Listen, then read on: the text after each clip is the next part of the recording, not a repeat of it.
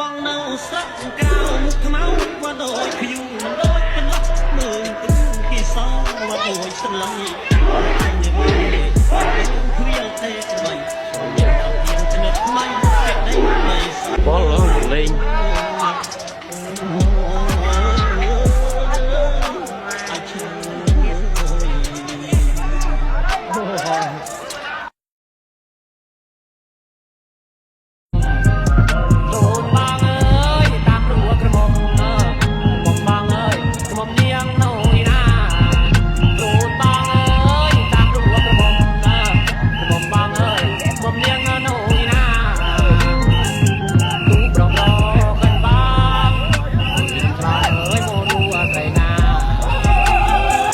cả bao xin mời đại diện chùa Rạch Dòng. Anh Trang Đầm Nang qua giờ đây bên coi chứ không